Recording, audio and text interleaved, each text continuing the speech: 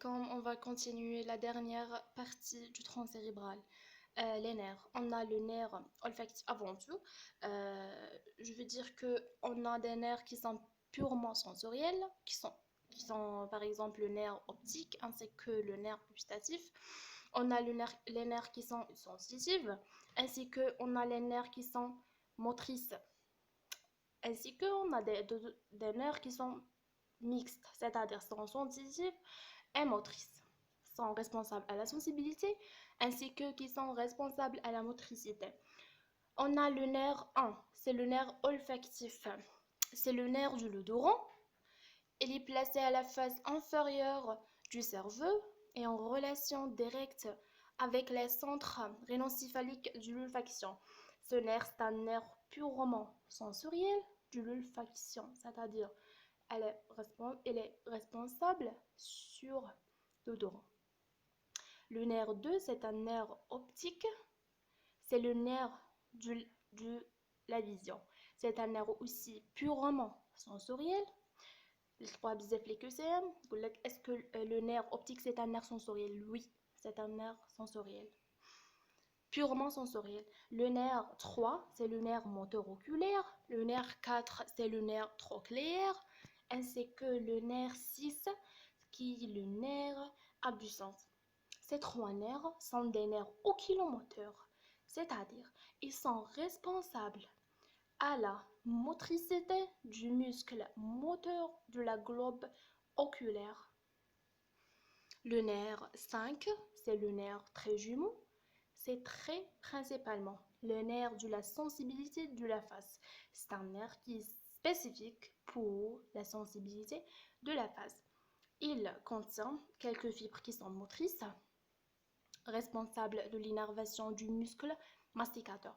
Ce nerf, c'est un nerf mixte, c'est un nerf sensitif et qui est nerf motrice, sensitive, responsable à la sensibilité de la face, ainsi que qui est un nerf moteur responsable à la motricité du muscle masticateur.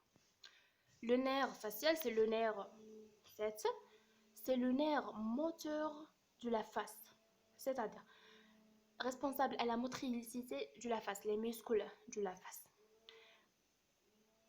En résumé, le nerf trijumeau, c'est un nerf sensitif et motrice. Sensitif, responsable à la sensibilité de la face, ainsi que le nerf facial, c'est le nerf moteur de la face. Le nerf vestibulo-cochléaire, c'est le nerf 8.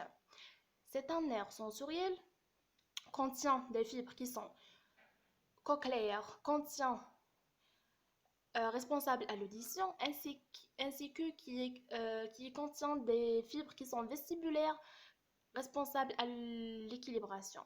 C'est-à-dire le nerf vestibulo-cochléaire, les fibres, on a deux types de fibres. Les fibres vestibulaires qui sont responsables à l'équilibration, ainsi que des fibres cochléaires qui sont responsables à l'audition. Les deux, on va appeler le nerf vestibulo-cochléaire. Le nerf glossopharyngien, c'est le nerf 9. C'est le nerf moteur du pharynx et le nerf sensitif de la partie dorsale de la langue. C'est un nerf qui est mixte. On a le nerf moteur pour la motricité du pharynx, ainsi que on a un nerf qui est responsable à la sensibilité de la partie dorsale de la langue. C'est un nerf mixte, contient la motricité ainsi que la sensibilité, la motricité par le pharynx ainsi que la sensibilité pour la partie dorsale de la langue. Le nerf vague, le pneumogastrique, est un nerf très important. Il contient un très gros contingent de fibres végétatives destinées aux viscères du cou, du thorax ainsi que de l'abdomen. Il contient en plus des fibres motrices phonatoires, le nerf récurrent, qui provient par l'anastomose du nerf accessoire, c'est-à-dire l'anastomose du nerf vague ainsi que le nerf accessoire donne le nerf récurrent, qui est un nerf qui contient des fibres moteurs de la phonation.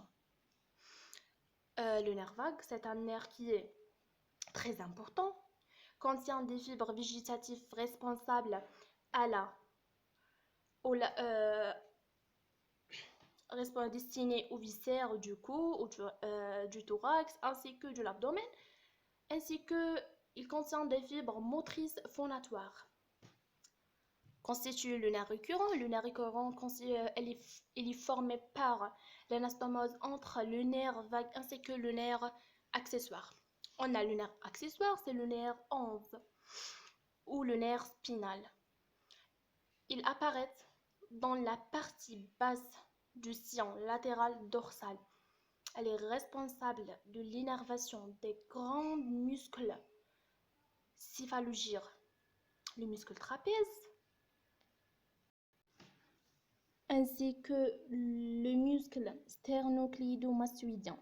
Il contient un certain nombre de fibres phonatoires, c'est-à-dire le nerf récurrent qui est formé par l'anastomose du nerf accessoire et le nerf vague, qu'on a déjà lu. Le nerf 2, c'est le nerf épiglosse. C'est un nerf principalement moteur ou spécifiquement moteur de la langue. C'est un nerf purement moteur. Les noyaux propres du tronc cérébral. Ce sont des noyaux gris, plus volumineux, qui est constitué pour la plupart des relais sur les voies motrices extra-pyramidales. Les autres, des relais sensitifs au sensoriel, c'est-à-dire les noyaux du tronc cérébral responsables ou participent aux voies pyramidales, extra-pyramidales. C'est la voie de la motricité involontaire. L'étage bulbaire, l'étage qui est en faute, l'étage bulbaire, les noyaux du Gol et du Burda, Evon Monaco, gracile et conifère. Premier relais du voie sensitive du système lemniscal, c'est-à-dire on a les noyaux du Gol et du Burda participent à la voie lemniscale qui est responsable à la sensibilité tactile, épicritique et proprioceptive, ainsi que l'olive bulbaire. L'étage protubérantiel ou l'étage pontique contient les noyaux du pont. L'étage pédonculaire, c'est-à-dire l'étage mésencéphalique, contient le locus nageur, la substance noire, qui prend toute la hauteur du pédoncule cérébreux. Il subdivise ces dernières en deux parties, le pied en avant et la calotte en arrière. Le noyau rouge, ainsi que on a les tubercules quadrijumeaux, le cloculus, en nombre de 4, on a 2 qui sont antérieurs et 2 qui sont postérieurs.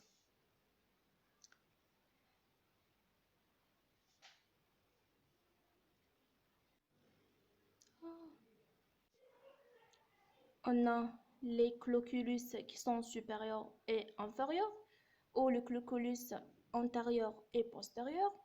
On a la substance noire, au locus nageur, ainsi que le noyau rouge. On a la formation réticulée qui est aussi l'un des noyaux gris du tronc cérébral, responsable aux grandes fonctions qui sont vitales, responsable à la transmission de la douleur, ainsi que le contrôle de la douleur, responsable aussi à l'état de veille ou l'activité corticale, ainsi que l'état de sommeil.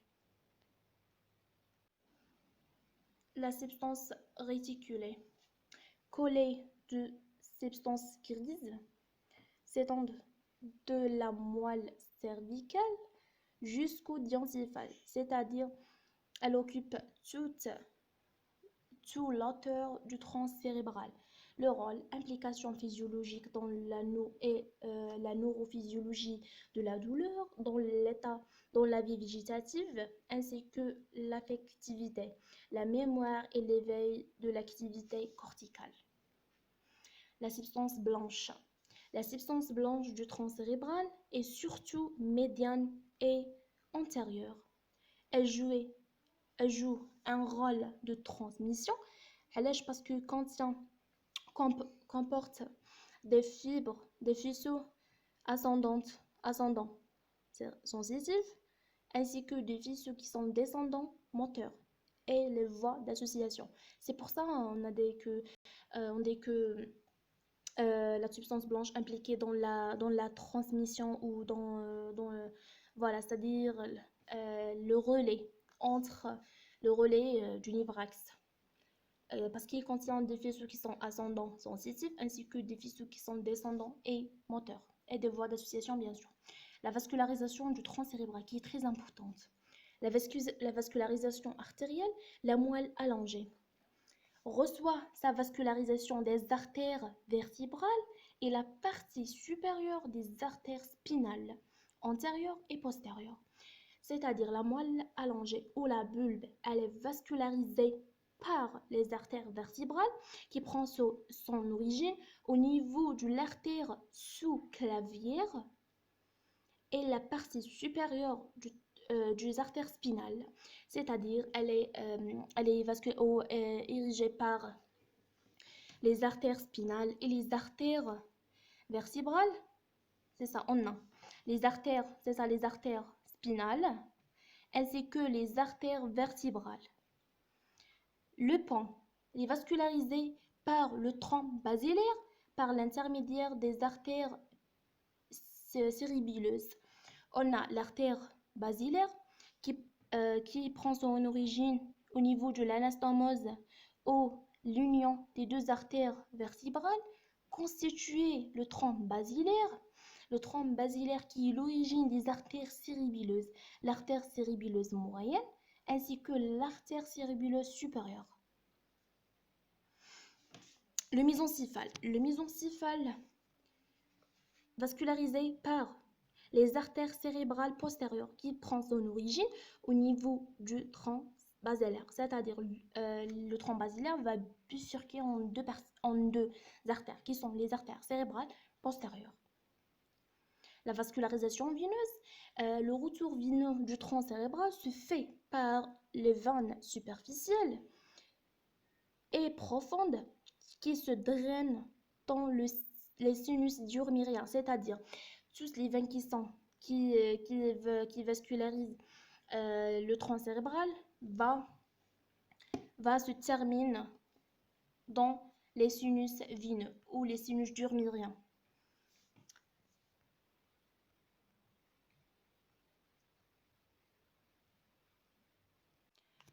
Comme ça, je termine la dernière partie du tronc cérébral. إذا عجبتكم لا فيديو ديرونا جيم ainsi que ما تنساوش ديرونا abonner باش يلحقوكم كاع les vidéos que je propose et bon courage.